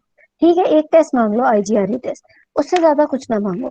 और if you are going well, तो वो नेगेटिव ही देंगे, because examiner also knows that the patient is here with HMB, mass and some fertility. She is not here with the symptoms or with any complaint of tuberculosis. क्योंकि अगर tuberculosis positive आ जाता है, overlapping चीज हो जाती है, ये बहुत ही अजीब सा सिनेरियो हो जाता है। फिर आप या तो उसको फिर ऑब्वियसली मेडिकल ट्रीटमेंट पहले जाएगी, and then you have to keep her amenorrhoeic. फिर उसके लिए आप उसको प्रोजेस्टेरोन दोगे कंटिन्यूस, कि किसी तरह उसका प्रोलॉन्ग हो, और फिर विद ट्यूबरकुलोसिस सर्जरी करना, ऑल दैट फिर वो बड़ा कॉम्प्लिकेटेड केस। वो है नहीं आपके पेशेंट को। अगर आप खुद ही उसके पीछे लग जाओगे तो फिर वो गड़बड़ हो जाएगी। ठीक है, तो इस चीज को आप प्लीज सीधा सीधा रास्ता रखना, और एग्जामिनर को भी उसी रास्ते पे रखना। ठीक है मैम इसमें ECG करवा रहे हैं हम। जी, सॉरी मैम ECG करवाने की क्या जस्टिफिकेशन है? फ्रैंकली इतनी थी नहीं, क्योंकि हिस्ट्री एग्जामिनेशन पे क्लियर हो गया था, लेकिन because she is having so much of anaemia and she is symptomatic, तो ECG कराने में it's a justifiable thing, because anaemia later on heart के ही ऊपर इफेक्ट करता है, और it can even end up in heart failure, जिसकी वजह से उन्होंने because she is so symptomatic, there is no harm. अगर आपके थोड़ा सा भी ओवरलैपिंग सिम्टम आपको लग रहा है एनीमिया और कार्डियक का, तो आप ECG is a very baseline small investigation. आप कौन सा एको करा रहे हो, आप कौन सा, इसलिए मैंने कहा कार्डियोलॉजिस्ट को सोच समझ के बुलाओ। If you really think that she is having a cardiac problem and all, फिर कार्डियोलॉजिस्ट का नाम लो। अदरवाइज खाली ECG is enough to get it done, that's it. ठीक है ना डॉक्टर रूबा, हेलो, अस्सलाम वालेकुम डॉक्टर रूबा। जी, अस्सलाम वालेकुम। जी ये जी, मैम, ये इसमें रीनल फंक्शन टेस्ट डॉक्टर साहब ने क्यों मंगाए इनसे? ये पेशेंट 28 वीक साइज ये बैच आप की वजह बताएं। से? यस, मैं बताऊं? मांग ले तो बेहर्ज नहीं है। इन्होंने शायद एनीमिया HMB उसकी वजह से भी मांगे हो, बट इसकी भी दो बातें बताती हूँ। अगर तो कई दफा कहते हैं कि स्कैन के ऊपर हाइड्रोनेफ्रोसिस आ रहा हो, तो फिर आप इसमें RFTs मांगे। अगर हाइड्रोनेफ्रोसिस नहीं आ रहा, तो फिर RFTs और उन चक्रों में पड़ने की जरूरत नहीं है। लेकिन अगर इन्होंने मांग लिए हैं, तो because it's 28 week size mass, it's such a huge mass, there is no harm कि RFTs आप करा लीजिए, बिकॉज वो डेफिनेटली कंप्रेस तो कर ही रहा होगा ना। ठीक है, तो जस्टिफाइबल है। अगर आप नहीं भी मांग रहे, तो आप कह सकते हो कि मैं एब्डोमिनल स्कैन पे यूरेटर्स का स्टेटस देख के फिर मैं मांग लूंगी। ठीक है, चलो चलो, सबा DD जल्दी से बता दो। मैम डीडीज में मैंने इनफर्टिलिटी और मास एब्डोमेन दोनों की सेपरेट बतानी है। इसका एंडोमीटर बायोप्सी करवा सकते हैं वो भी मैनेजमेंट में बात करते हैं, डॉक्टर? एंडोमीटर वो बायोप्सी मैनेजमेंट में बात करते हैं। ठीक है जी, सबा इसकी करवा सकते हैं फॉर HMB? अभी ये मैनेजमेंट में बात करेंगे डॉक्टर सईदा। ठीक है, मैनेजमेंट में भी वो डिस्कस। जी मैम इनके differentials infertility and mess abdomen के सेपरेट बताने हैं कि आप साथ बताओ, बताने? कैसे बताओगे, मैम मैंने तो सेपरेट कैसे रखे आपको हैं। ठीक लगता है, मुझे मैंने नहीं पता, सेपरेट बताओ। Ma'am, the अच्छा, differentials in my patient according to the mass abdomen are fibroid uterus because patient is belongs to a reproductive age group presented with a mass abdomen, form in consistency, not felt separately from the uterus. So it most probably it is a fibroid. It is in my provisional. However, I need ultrasound report for the confirmation of the diagnosis. In my ऐसे नहीं DD differential. बोलना ना ना, DD आपने 1 2 3, that's it. अच्छा, अगर examiner को justification चाहिए तो वो मांग लेगा। आप जब बोल रहे होगे नंबर 1 DD, नंबर 2, नंबर 3, तो एग्जामिनर को पता है कि आपके लिए वो नंबर 1 है, तो इसका मतलब है वो ही सबसे ज्यादा है। नंबर 2 है तो वो 1 के बाद 2 है। ठीक है ना, तो डोंट गिव द एक्सप्लेनेशंस कि मुझे अल्ट्रासाउंड रिपोर्ट चाहिए, क्या चाहिए। आप अपना DD बताओ अब तक का। differentials include in my patient of mass abdomen are fibroid uterus. It could be an ovarian mass and any tubo-ovarian mass, tuberculous mass, or the non-gynecological masses are included in my differentials. And ma'am, the infertility related differentials include infertility due to mass abdomen due to fibroid uterus, infertility due to the tubal factor, and least likely infertility due to the husband factor. ठीक है, very good, बहुत अच्छा बोला, बुरा नहीं है। लेकिन इसको आप दो अलग अलग के बजाय एक ही बना के बोलो तो वो बेस्ट है, क्योंकि मरीज तो एक ही है ना, और उसकी सारी प्रॉब्लम्स आपस में इंटरलिंक्ड है।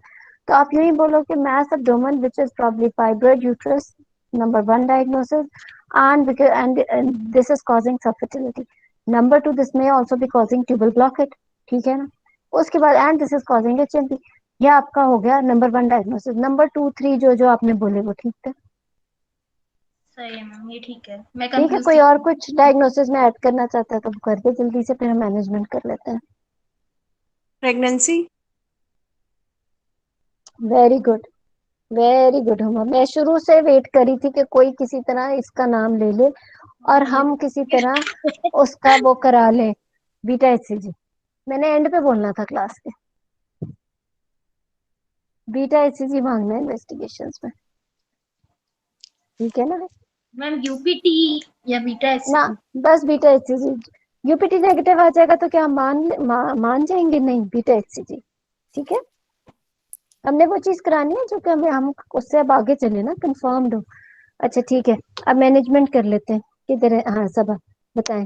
Before management, I want to have the good, abdominopelvic ultrasound report with a comment very on good. liver, her class में kidneys, मैं रिपीट bladder, करती हूँ क्योंकि कई bladder, दफा कोई kidneys. नए बच्चे भी होते हैं, न्यू कमर्स भी होते हैं जो कि क्लास फर्स्ट टाइम भी अटेंड कर रहे हैं। वो तो I was repeat before management की, जब भी आपने मैनेजमेंट बोलना शुरू करनी है आपने सबसे पहले अपनी पेपर की तरफ दोबारा देखना है और आपने इस चीज को देखना है कि आपके पास कौन सी रिपोर्ट्स नहीं है, और वो रिपोर्ट्स आपने मांग लेनी है। फॉर एग्जाम्पल जैसे अल्ट्रासाउंड नहीं दिया या कोई भी रिपोर्ट जिसमें मैंने नॉट अवेलेबल बोला या एग्जामिनर जब नॉट अवेलेबल बोले, तो आपने पहले अपनी मैनेजमेंट से पहले इन्वेस्टिगेशन पूरी करनी है। जी सबा। ओके मैम, अल्ट्रासाउंड आप देंगे या मैं बता दूं अपना वाला? चलो अपना ही बता दो, हम वही समझ लेंगे कि वही है। Ma'am 15 into 10, there are two submucosal fibroids. One is 15 into 10 centimeter सब and other is mucosal. 10, yes ma'am, 10 into 8 centimeter. One is 15 into 10 centimeter, other is 10 into 8 centimeter. ठीक है, And ma'am, there is no ascites, and there is a 3 centimeter simple cyst in the left adnexa. ठीक है, यही हमारी finding है भाई। Very unusual, very frankly. Submucosal huge fibroids and very unlucky. अब we all can imagine कि बेचारी कितना को bleed करती होगी having this submucosal। अब बात ये देख लो कि इस तरह का मरीज है जिसमें there is mass abdomen which is uterine and is causing so bleeding, और आप उसके टीबी के पीछे पड़ जाओ। आप you have to be very very careful in exam कि आप रास्ता ठीक। एक मरीज आपसे बहुत इधर उधर की बातें करेगा, बट आपको जब प्रेजेंटिव कंप्लेंट के बाद पता चल गया कि मेरा इस चीज का केस है और मैंने इसके साथ ये करना, तो आपने अपनी हिस्ट्री भी, आपने हर चीज अपने एग्जामिनर को भी उसी की तरफ डायरेक्टेड रखना, खुद नहीं इधर उधर का रास्ता अपनाना, ठीक है। चलो, और अब और क्या चाहिए मैनेजमेंट से पहले? मैम, मैंने अपने प्लान में लिख लिए हैं urine culture and sensitivity, and ma'am आपने मुझे एक और चीज नहीं दी थी, नहीं दिया, सीरम प्रोजेस्टेरोन, वो मैं प्लान कर लूंगी। ठीक है, डे 21 28 डेज है, पूरा ही बोला करो, एग्जाम में भी बनना रह जाएगा। डे अच्छा ठीक 21 है, प्रोजेस्टेरोन इन डे 28 साइकिल, बल्कि इसका तो 10 डेज का साइकिल हो गया है, तो इसका भी वही नहीं नहीं बनेगा अब तो नहीं, आप नॉर्मल डे। नहीं मांगोगे, आप क्या मांगना है? अच्छा चलो आगे, अब मैनेज करो फिर पेशेंट को। Okay. Ma'am, I will counsel my patient regarding her diagnosis that she is having the fibroid uterus, which is a benign condition and it is a treatable condition. It is a cause of her heavy menstrual bleeding and her disturbed quality of life and low hemoglobin. And on the other hand, it is also a cause of subfertility for her in the last 4 years, because it is causing the subfertility in 30% of the cases. So it need to be treated.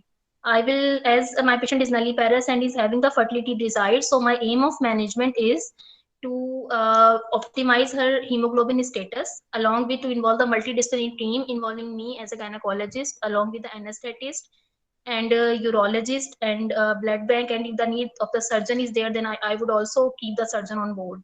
Along with, I will also carried out the fertility related investigations of my patient, including the day 21 serum progesterone, the day 28 cycle, along with the she is having the urinary tract complaint, so I will also go towards the urine culture and sensitivity. My plan of management will be to correct her anemia, as she has been admitted in the hospital and been transfused with 2 pints of packed cell volume in the previous days, and her hemoglobin is now it's 7 gram per deciliter, previously 5 gram per deciliter. 8 Now है my 8 yes ma'am, yes ma'am, मैंने now 8 8. दिया इस वक्त आपको, Okay. Yes ma'am, 8 दिया आपने, बस sorry. 8 को ही मैनेज करो. Yes. Okay. Now it's her hemoglobin is 8 gram per deciliter, and I am and I will discuss with her the management options, which are in the form of fertility sparing surgery. The myomectomy option is available. I will tell her that we will proceed with the surgery after telling the pros and cons of the procedure, which includes the risk to the hemorrhage, the risk of the hemorrhage, and the risk to the adjacent organs also, and along with the risk of hysterectomy, which is only in 1% of the cases, and the 99% patients are free from that because of the meticulous surgical technique and good surgical and hemorrhage control. After proceeding with all of these and counseling my patient, I will proceed with the surgery. And before surgery, I have the 14 days of the time before the surgery, as he has the previous menstrual cycle on 5th May, so the other will be on the 5th June. So, and now it is now the 19th of May, so I will give her the 5 intravenous iron transfusions to build her HB to at least 11 gram per deciliter. Meanwhile, I have the time to correct her anemia, and I will not admit her, and I will call her on the follow-up basis, and I will get her all anesthesia fitness done meanwhile. And once all the hemoglobin will be corrected, and I will keep her, I will got her admit, and will plan her surgery, will keep her NPO, and will shift her OT to the time, and after anesthesia prophylaxis, anesthesia induction and the antibiotic prophylaxis, I will confirm my findings. And ma'am, I have already mentioned, she is being transfused with 1 injection of Zoladex in the hospital. So it is also possible that her fibroid has been shrinking in 40 to 60% of the size. So ma'am, ये मुझे पता नहीं था, मैंने खुद से डाला, इन्होंने इसको लगा था इंजेक्शन ना एक, तो इसलिए मैंने मेंशन कर दिया इसको. Okay ma'am, then I will proceed to the surgery, and we'll open the abdomen by subumbilical midline incision, and we'll look for the we'll dissect down the bladder, we'll look for the uterine and the mass size, the tubo-ovarian, cardinal uterosacral, and the uterine arteries, and the round ligament and its relation, the mass relation with the uterus, and the status of the both of the ovaries, and the size and the number of the fibroids, and the look for the simple cyst which is present in the left adnexa, its integrity, its capsule, its consistency, and then I will remove the fibroid, will give the incision on the most prominent part of the fibroid. I will take care to give the single incision and remove all How of the will you fibroid. find out the most prominent part side of the fibroid if it's submucosal? Yes ma'am. Ma'am, the most prominent part which will be visible during the surgery, ma'am, then I would give the incision there. Ma'am, uterus का जो most prominent part मुझे लगेगा वहां पे दे दूं. Submucosal में तो एक ही कंट्रोल में मिलेगी यूट्रस आपको, दोनों Yes, सबम्यूकोजल ही है ना, yes तो मैम, ये मैंने प्रोमिनेंट नहीं कहाँ सुना. होगा कुछ.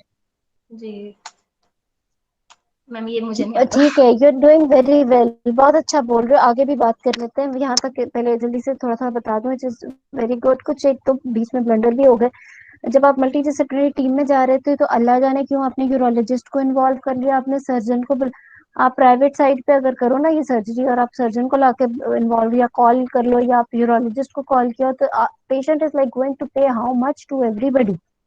आपको पता होना चाहिए आपने किस पेशेंट में, आपने क्यों फाइब्रॉइड में सर्जन और यूरोलॉजिस्ट को बुलाना है. इट्स ये मैम, फिर केस अगर है वो ही सारा नहीं कुछ उनका. जुड़ा हुआ दे देते मुझे क्या एब्डोमेन खोलने के यूरोलॉजिस्ट बाद. गायनेकोलॉजिस्ट को बुलाता है? क्या यूरोलॉजिस्ट को गायनेकोलॉजिस्ट को ऑन कॉल करने की जरूरत पड़ती है फीमेल में? नेवर. आपको क्यों, सब कुछ जुड़ा होगा तो आप खुद करोगे मैनेज. डॉक्टर, इतना बड़ा फाइब्रॉइड है तो यूरेट्रिक स्टेंटिंग या ये सब नहीं करवाएंगे? सब म्यूकोजल है वो. It's okay. all submucosal. It is mobile. Patient never had any ureter की इन्वॉल्वमेंट या यूरिटेरिक स्टेंटिंग की अगर बात करनी है तो it's not related to the size of the mass, it's related to the condition. If it's endometriosis, adhesions है, endometriosis की वजह से यूट्रस तक, यूरेटर तक क्या होगा एंडोमेट्रियोसिस. या फिर ये है कि अगर प्रीवियस सर्जरी है तो मास में भी adherent to the POD and to the ureter. मतलब हाउ कैन यू जस्ट एक आम से सिंपल सा fibroid and you are involving a urologist, बात बंदा वहीं फेल हो चुका है। इसके बाद तो बिल्कुल, why are you involving a urologist and a surgeon? क्या कभी सर्जन ने सोचा कि मेरा ये मेसेंटेरिक सिस्ट है और कहीं ये ओवरी के साथ ना जुड़ी हो तो मैं गायनेकोलॉजिस्ट को ऑन कॉल कर लूं? क्या कभी यूरोलॉजिस्ट ने सोचा कि ये ब्लैडर है, मैंने ब्लैडर की पेशेंट की सर्जरी करनी है, तो कहीं ये यूरेटर के साथ ना जाके कुछ हो तो मैं कितने वो बेवकूफ लगे हैं गायनेकोलॉजिस्ट को इन्वॉल्व करते हुए, तो हम क्या लग रहे हैं उन्हें इन्वॉल्व करते हुए? Yes, तो ma'am. Please don't involve extra people, ये एक चीज। मैम, और दूसरी चीज ये इंसिजन का भी काइंडली बता दे, इंसिजन का। दूसरी चीज ये कि during management when you are talking कि I will offer her surgery या यू टॉक्ड अबाउट मायमेक्टमी, चलो आप मायमेक्टमी को जरा और आसान अल्फाज में से बताओगे, रिमूवल ऑफ फाइबर, वहीं पे आपने उसकी possible modes of surgery patient को बता देंगे कि ये मोड्स है। इस पेशेंट में if you think that open surgery is better for her, not because के यू आर स्किल्ड या आपके पास रिसोर्सेज उसके हैं बेहतर, बिकॉज पेशेंट के लिए अगर बेहतर है, if you think that open surgery is better, तो number 1 is open mammectomy, number 2 is laparoscopic, right, and number 3 is hysteroscopic, जिसका point, but you have to mention कि आपको पता है कि सबम्यूकोजल में हिस्ट्रोस्कोपी की भी एक पॉसिबिलिटी होती है। उसके बाद आपने बताना था कि पेशेंट को सारे प्रोस कॉन्स बता के मरीज का राइट ऐसे पता हो। क्या पता कोई पेशेंट कहे कि मेरा सबम्यूकोजल फाइब्रोइड है, मैं आई हैव सीन पेशेंट्स, कितना भी बड़ा फाइब्रोइड है, वो कहती है मैंने पेट पे निशान, not even for a laparoscopy, मुझे निशान चाहिए ही नहीं है, वो वहां डट के बैठ जाती है कि I want a scarless surgery, it's a submucosal fibroid, it can't it be removed vaginally. Hysteroscopy की फैसिलिटी अगर है अवेलेबल तो आप हिस्ट्रोस्कोपी, फिर definitely in this such big fibroid जो कि 10 उसमें 3 सेंटीमीटर के है, सेंटीमीटर का साइज नहीं है साथ में उसमें हिस्टेरोस्कोपी? डेफिनेटली देन ऑब्वियसली वो फिर आप उसको अकॉर्डिंगली एक्सप्लेन कर दोगे, और फिर उसमें कई सिटिंग्स भी करनी पड़ जाती है, but I have seen patients जो कि कई सिटिंग्स भी कराने के लिए तैयार होती हैं, बट उन्हें नहीं एब्डोमिनल सर्जरी चाहिए होती। तो दूसरी चीज ये, then for you if you ask me, yes, number 1 will be open surgery, number 2 will be laparoscopic, and no place for hysteroscopic surgery. Open surgery इसमें इसलिए, लेप्रोस्कोपिक इसलिए नहीं, बिकॉज इसके अंदर इंट्रा कैविटी फाइब्रोइड्स हैं, यूट्रस के अंदर की कैविटी में फाइब्रोइड्स हैं, और वो आप you have it's better to open up, because इसमें अगर आप कैविटी ओपन करोगे तो इट्स बेटर कि आप इंसिजन से ओपन करके उसका एंडोमेट्रियम को मिनिमल डैमेज करके फाइब्रोइड निकालो ओपन सर्जरी से, और अच्छी सी एंडोमेट्रियम को स्टिच कर दो। But I have seen patient, मैंने देखे हैं जो कि इस तरह के केस में कहते हैं कि हमने किसी सूरत ओपन नहीं करानी, get it done laparoscopically, then you have to get it done laparoscopically and you have to do the endometrial repair laparoscopically, and then dead space क्या सारी repair and then all that. But open से ये होगा कि उसकी आप endometrium की repair अच्छी कर सकते हो, आप उसकी डेड स्पेस अच्छी कवर कर सकते हो, और वो सारा कुछ। और अच्छा, तो सर्जरी की आपने हमेशा ऑप्शन सारी बतानी है, then when you talk about surgery उसी वक्त आप उसके इंसिजन की बात करोगे। Okay fine, if you think that that midline incision infraumbilical is better तो ठीक है, but it's a mobile mass and you know it's not malignant, आपने शुरू में बता दिया। तो if you think that it's mobile and you can do it in a transverse incision as well, वो आप जस्टिफाई कर सकते हो, आप कहोगे इट्स सो मोबाइल कि मैं ट्रांसवर्स इंसिजन से मैं इजीली इसको निकाल सकती हूँ, तो वो भी आप, तो इंसिजन का decision is an important decision, वो भी आपने बिफोर सर्जरी पेशेंट से डिस्कस करना है, और आपने एग्जामिनर को भी यही बात बतानी है कि वो these are few things which are very important. Ma'am, proper उसके बाद विजुअलाइजेशन ऑफ कैविटी के लिए सबअम्बिलिकल मिडलाइन इंसिजन नहीं बेटर रहेगी मैम? प्रॉपर विजुअलाइजेशन हो जाएगी, ओवरीज की भी सिस्ट भी फिर है इसको ट्यूब तो की और ट्रांसवर्स सब इंसिजन चीजें में तो ओवरीज नजर आ जाएंगी, and it's a mobile mass. आ जाएंगी, तो लेकिन जब मैस मैस इतना बड़ा निकाल के, है। जब आप मैस निकाल लोगे तो भी तो ओवरीज देख सकते हो ना, यस मैम, ठीक है। इतना बड़ा और मैम, मैस है, बट यूट्रस यू की नो इट्स इंसिजन नॉट किस जगह पे मैलिग्नेंट, करनी है? डॉक्टर इतना बड़ा 28 मैस। वीक साइज यूट्रस पे जो है हम लोग ट्रांसफर इंसिशन से निकाल लेंगे। इट 28 वीक साइज डिपेंड्स, में आप कह सकते हो अगर आप 10 ट्रांसफर, इंटू ठीक है 15 आपको, सेंटीमीटर है। देखो the thing is first option is there is no hard and fast rule कि कितने वीक साइज पे आप कितना इंसिजन दो, it depends on your skills. अगर आप कहो कि जिस तरह ढेरेंट mass it's this much big, then yes midline incision. अगर फिर भी आप कह रहे हो 28 वीक साइज में भी मोबाइल है midline, it's very good, exam में सेफ रहना ही बहुत बेहतर है कि मिडलाइन के अंदर इजीली वो हो जाएगा, इंस्टेड के ट्रांसफर्स के अंदर वो बड़ा मैस है। But if you are skilled enough, आप ट्रांसफर्स इंसिजन से भी उसको मोबाइल मैस को जस्टिफाई कर सकते हो। अच्छा, उसके बाद so ma'am then kindly uterus पे इंसिजन भी बता दें, यूट्रस पे वही हाँ लोअर वो ट्रांस बताने लगी हूँ, वो मैं जरा स्टेप वाइज बता रही हूँ ना। When you are doing the surgery, surgery करते हुए आपने उसका जब इंस्पेक्शन सारी कर ली, उसके बाद आपने एक और चीज जो बोलनी है, yes uterine incision is important. ये तो एक देखो, इसमें आपने you have to remain away from the tubes, एक चीज। दूसरा, आपने पोस्टीरियर वॉल पे नहीं ज्यादा जाना, आप interior wall, because there is no prominence, क्योंकि ये तो सब म्यूकोजल है ना, इसमें एक बिल्कुल रेगुलर सी यूट्रस होती है ऊपर से, क्योंकि सब कुछ सब म्यूकोजल है। और इसमें जब इंसिजन देके आपने फाइब्रॉइड्स को सिर्फ बेस से पकड़ के आपने निकाल देना है, ठीक है, एक चीज। दूसरी चीज ये कि आपने साथ ही कहना है कि minimal damage to rest of the endometrium, ठीक है। और उसके अलावा आपने कहना है मिनिमल ब्लड लॉस करूंगी, और all measures will be taken to minimise adhesions in her future, considering her future fertility, के आपके ये आपको शो करेगा, because when we are doing surgery surgery for fibroid in a patient who is having सब fertility, उसके अंदर ये चीजें बहुत मैटर करेंगी कि उसका मिनिमल ब्लड लॉस हो, उसके अंदर मिनिमल एडिशंस हो। और अगर आप यहाँ पर मेंशन कर दो जोलोडेक्स अगर उसे लगा है, इंस्टेड क्या पहले एक इंजेक्शन जोलोडेक्स से साइज 40-60% कास्ट रिड्यूस हो जाता होता, लेकिन ऐसा होता नहीं है।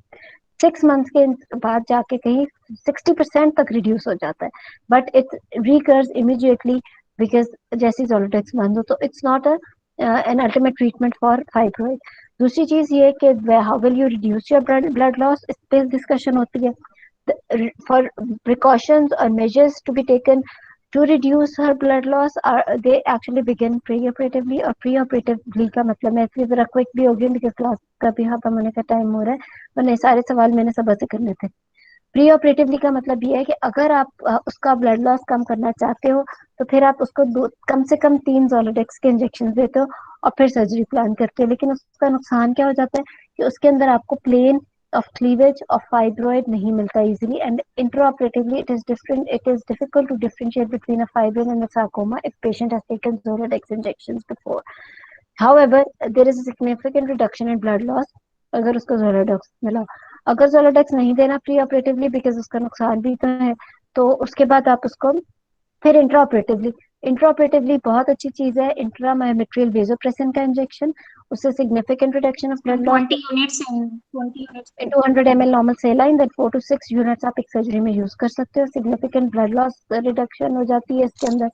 उसके बाद आप देन द टोर्निकेस, वो एंड देन मेटिकुलर सर्जिकल टेक्निक्स, वो चीजें मैटर प्रॉपर करती हैं। एंटीबायोटिक और वर्कअप फिर एंड उसके नॉर्मल बाद साइन आप से wash. I don't know, normal saline से वॉश करना इज नो मोर एक्चुअली इतना अच्छा नहीं समझा जाता, और अब खत्म हो रही है ये, इसमें कई स्टडीज आ गई हैं कि नॉर्मल सेलाइन से वॉश करने का कोई फायदा नहीं। उसके बाद उसकी पोस्ट ऑपरेटिव लीजन्स कैसे रिड्यूस करोगे, again surgical techniques, minimise the blood loss, और उसके अलावा जो हम इंट्रा कैविटी हाइल्यूरोनिक एसिड का इंजेक्शन जो कि एंटी एडहेसिव केमिकल है वो स्पिल कर देंगे, तो उससे भी रिकमेंडेशंस हैं कि ब्लड लॉस वो क्या कहते हैं, सॉरी, ये एडिशंस मिनिमाइज हो जाएंगी। क्यों? क्योंकि we are concerned about her tubes, ठीक है। फिर पोस्ट ऑपरेटिवली ट्यूब्स का क्या फिर आगे क्या है उससे पोस्ट ऑपरेटिवली क्या करेंगे सब? मैम इसका हम एक और चीज भूल गए, we have to do the tubal patency test also after the removal of the fibroid. This is a good point, you cannot do tubal patency test। अगर आप after the removal of fibroid tubal patency test करोगे तो सारे concepts खराब हो गए, पास होना मुश्किल। उसकी वजह यह है क्योंकि आपने जिंदगी में भी कभी नहीं देखा कि आपके वार्ड में भी जो सर्जरीज हो रही है इलेक्टिव फाइब्रोइड के साथ फाइब्रोइड रिमूवल के बाद डाई टेस्ट नहीं होता। कैसे होगा? आपने तो यूट्रस के ओपन की हुई है, आपने तो यूट्रस पे इंसिजन दिया हुआ है, अब डाई उसमें से रश करोगे तो वो डाई ट्यूब्स के बजाय यूट्रस में से ही निकलेगी ना, वॉल में से निकलेगी। Then again dye is an unsterilised thing, आप उसको रश करोगे तो आप कि वो ट्यूब्स वो it's going to cause you know, एक आप कैविटी के अंदर सर्जरी कर रहे हो इंट्रा सबम्यूकोजल, और ऊपर से आप डाई डाल रहे हो, तो वो कल को उसके अंदर कैविटी में डिजन्स करके एशरमैन का भी रीजन बन सकता है, एक चीज। दूसरी चीज ये कि आप उसका लेकिन ये तो था सबम्यूकोजल फाइब्रोइड, अदरवाइज आप क्या करोगे इसमें? तो आप दो चीजें देखो, एक सवाल ये जरूर होता है कि will you perform tubal patency test in a patient जिसमें आप सर्जरी कर रहे हो फाइब्रोइड विद फर्टिलिटी। तो before removing the fibroid, yes you can get the tubal patency test done with the dye test. उसका फायदा क्या होता है? एक ये फायदा हो जाता है कि आपको एक स्टेटस पता चल जाता है ट्यूब्स का।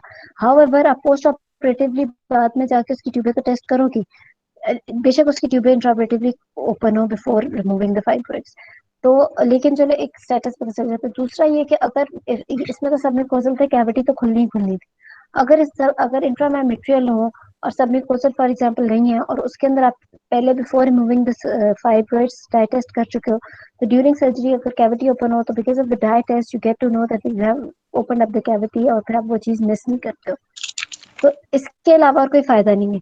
हाँ, उसका फर्टिलिटी मैनेजमेंट पे इसलिए फायदा नहीं है परफॉर्मिंग डाई टेस्ट ड्यूरिंग माइमेक्टमी, क्योंकि आपने पोस्ट ऑपरेटिवली आगे जाके उसका ट्यूबल पेटेंसी टेस्ट फिर भी करना है, चाहे आपने उस वक्त किया या नहीं किया।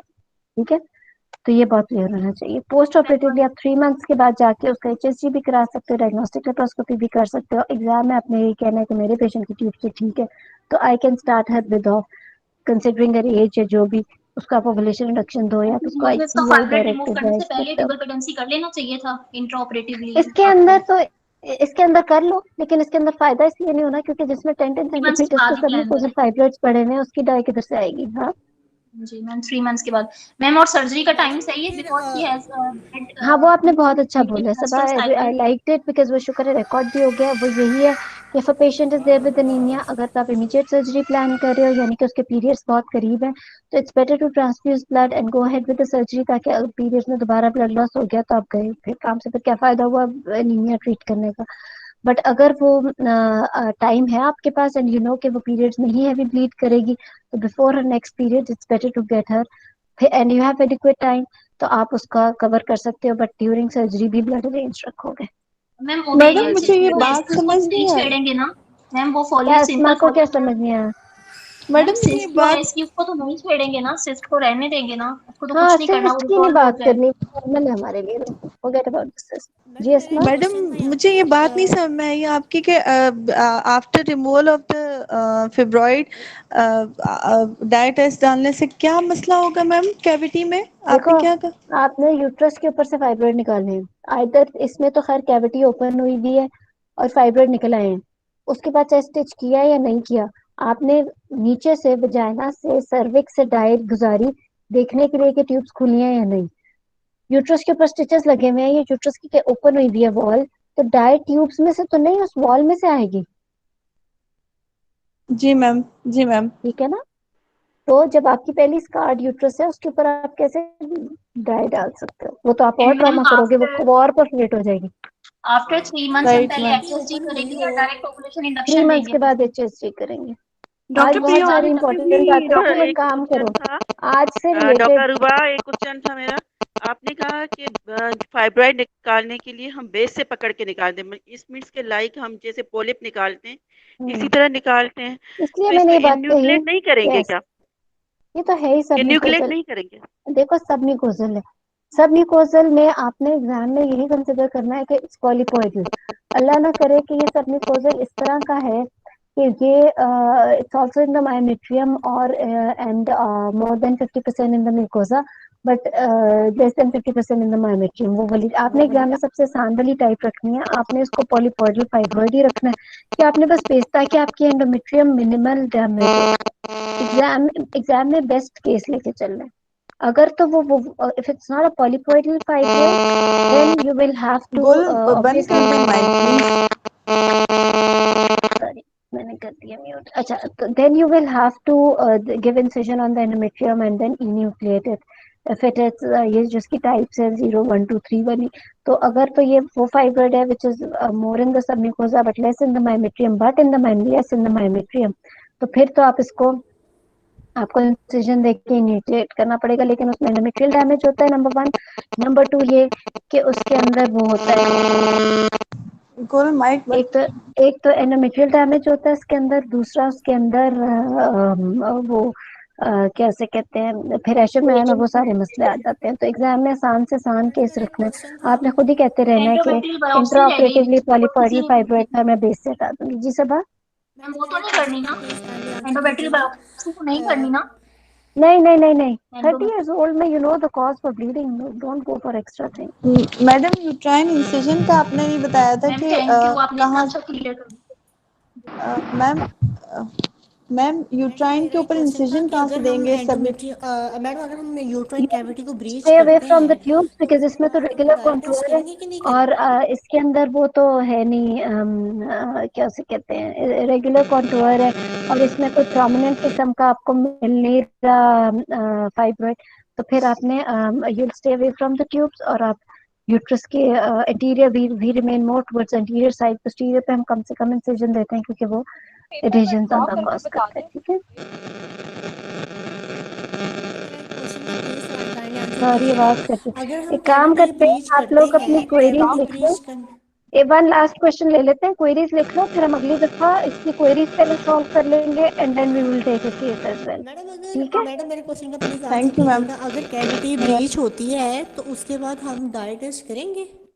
नहीं उसके बाद क्या, उससे पहले कर सकते हैं, अगर कैविटी ब्रीच नहीं भी हुई तो भी डाइटेस्ट बाद में नहीं करना। प्री ऑपरेटिवली स्टेरोसेल्फिंगोग्राम करवाएं ना? हमने सही स्टिच किया कि नहीं किया होगा?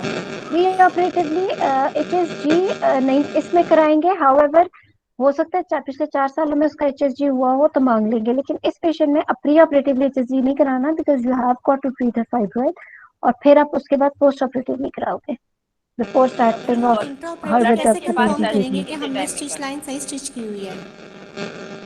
तो क्यों नहीं कंफर्म, आप उसकी हीमोस्टेसिस देखोगे ना, आपने उसकी डेड स्पेस को करना है, आप कभी भी हीमोस्टेसिस के लिए तो डायटेस्ट नहीं करते। ठीक है थैंक यू मैडम। चलो वेलकम, चलो इंशाल्लाह नेक्स्ट टाइम इसमें क्वेरीज आपको बहुत सारी होंगी, हम नेक्स्ट टाइम पहले क्वेरीज करेंगे और फिर हम एक केस भी ले लेंगे। ठीक डॉक्टर है, अरूबा एक चलो लास्ट क्वेश्चन। Good luck. जी जी हेलो, जी जी जी जी डॉक्टर। जोलाडेक्स देने के बाद हम कितने टाइम के बाद सर्जरी प्लान करेंगे? हाँ ये अगर अच्छा हम क्वेश्चन है, क्योंकि देखो एटलीस्ट एमिनोरिया 3 तो मंथ्स 1 का मंथ आप के बाद जोलोडेक्स होता देंगे।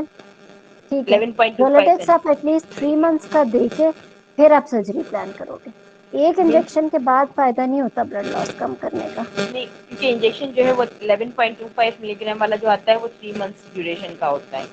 3 मंथ्स खत्म होने के बाद हम सर्जरी करेंगे। 1 मंथ ड्यूरेशन का होता है ना, 1 होता वो मंथ। 3.75 हाँ वाला होता है। 3 मंथ्स पूरे करके करोगे। चलो ठीक है, थैंक यू। चलो ओके वेलकम, बाय।